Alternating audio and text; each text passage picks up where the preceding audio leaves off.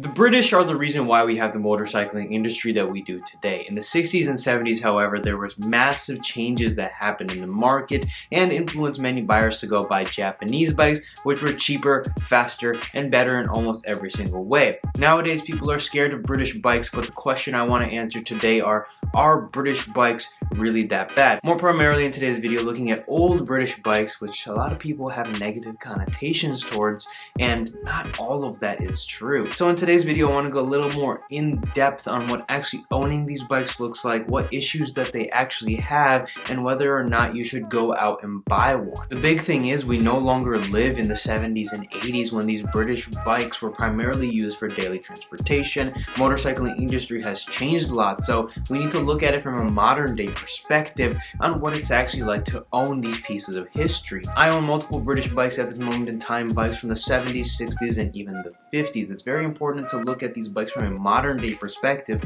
because it's no longer the 70s or 80s when these motorcycles are being used for daily transportation or things along that extent. Motorcycling has changed a lot, and you're not really gonna ride a 50 or 60-year-old motorcycle on a daily basis.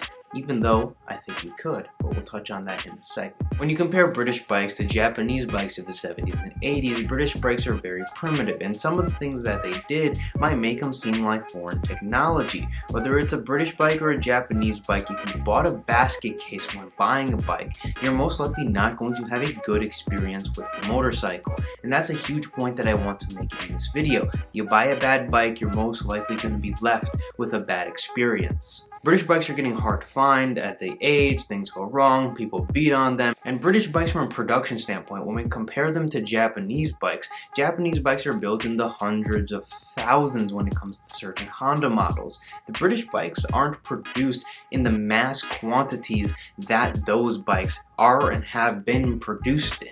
So when it comes to these bikes, there's a lot fewer of them out there, and through the years we've lost numerous motorcycles. The economy is in a weird position right now. The motorcycle market's having a tough time, whether it's old British bikes or brand new bikes off the dealership floor.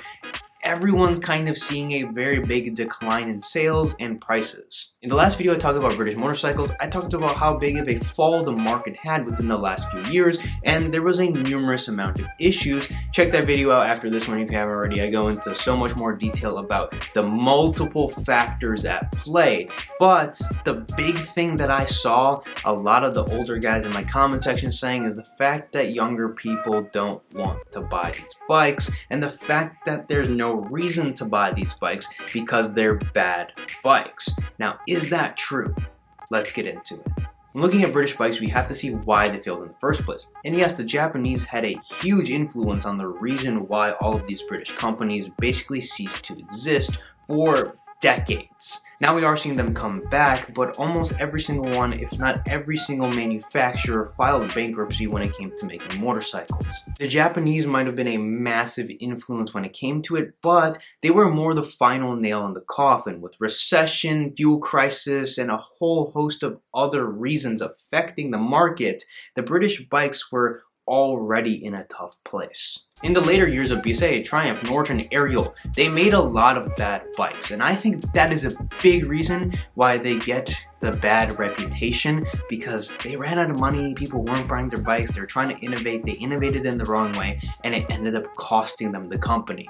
But at the time, it wasn't just motorcycles that were struggling. I mean, car companies like Rover and Jaguar were having an awful time, and all of the companies were getting into big mergers and becoming nationalized, which means that the government was having to take over all of these companies, and they simply just couldn't afford to bring on many of the motorcycle companies that were already making bad products. Again, another small factor into a numerous amount of issues that they were having at the time. Now, motorcycling has changed a lot, and I can't express this enough. If you bought a bad bike, you're most likely going to have a bad experience with it, and that is something that you need to note when buying literally any bike or car or machine. If it's poorly maintained, if it's stripped from a lot of the original parts, most of the time the bike isn't going to work properly unless it's been built by a professional, which are very few and far in between. These bikes got a huge reputation of being just horrible and super unkeepable and just maintenance nightmares. But here are the actual things that go wrong with a majority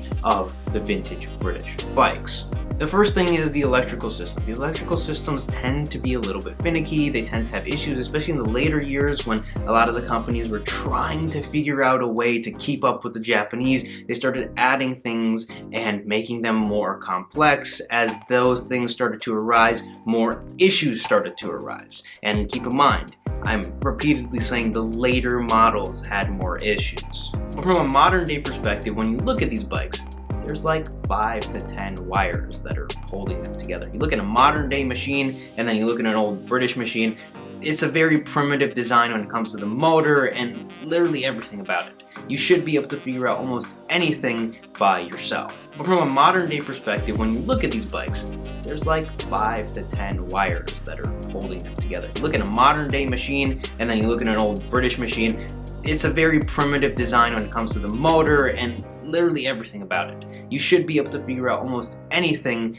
by yourself. And the second thing is going to be worn out parts. Yes, certain models have engine problems and other things might arise, but for the most part, the British did make very solid engines. They'd been making them since the early 1900s. So when it comes to a British bike, you might see one with a little bit of wear and tear, which is going to be normal with literally any used bike. But these bikes are starting to get anywhere between 60 to 100 years old, if not more than that. Of course, there's chances of other things breaking with poor maintenance and poor design. There were many things that were poorly designed. There was a lot of innovation happening in England. If we flash back to the 20s, 30s, 40s, they were changing a lot of stuff. They were coming up with a lot of new things, and those bikes sometimes did have problems, as any new bike really did. But keep in mind, they had nothing to go back on and all the things they were doing were fresh. When it comes to the reality of owning a classic British bike, here's what to expect and what you will need to be putting up with. The very first thing is a British bike is not going to be a Honda. There's going to be a more aggressive maintenance schedule when it comes to classic British bikes. If you look at race bikes, for example, those things demand insane maintenance schedules. The thing with the British bike is you need to just look after it. It will leak, it will piss a little bit of oil here and there, but you also need to flush out the oils regularly. They have different type of filtration systems, and it's very important that, you don't ride thousands and thousands of miles on the same oil change. The thing about Hondas is you can probably run it without oil and it'll still give you 10,000 miles. The second thing is you need to be willing to work on them. There's pretty much all the information out there on the internet. Yes, the bikes will break from time to time. There will be small things that come up. These bikes have quirks, as we might say. There will be multiple quirks when it comes to owning the bike, other than just maintaining it a little bit more aggressively.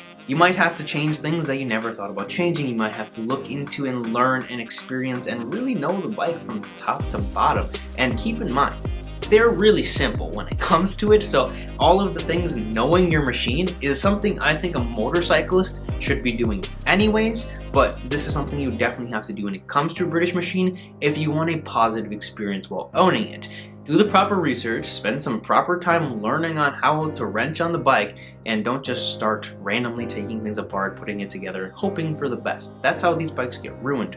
But any inexperienced person should be able to hop into these bikes, and if you're willing to learn, willing to get your hands on them, you should be able to keep the bike maintained and fixed in your ownership of it. The next thing I have to emphasize is, once again, it is not a Honda. These bikes will shake, these bikes will rattle, these bikes will not be the most comfortable when you go out to ride them. They ride different from anything that I've ever rode. There's a soul and a liveliness to these bikes that many new bikes cannot bring to the table, which I think is the reason why you should go out and buy one, but that's a different video for a different time.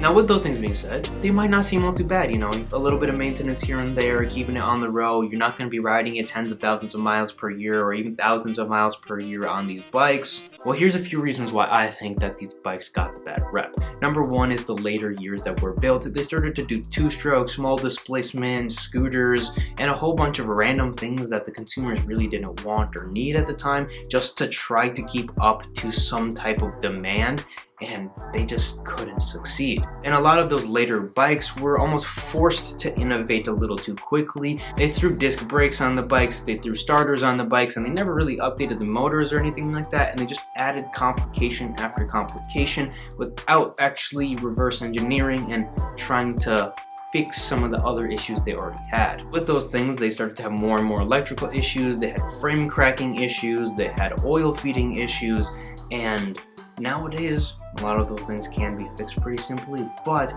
at the time, and especially going into the next 20 years or so, everyone kind of looked at the Japanese bikes and said, these bikes have none of these issues. The other thing, like I was saying, the Japanese bikes were just too good. The Hondas were too good. You never even have to think about anything going wrong with the bike. They're just so efficient.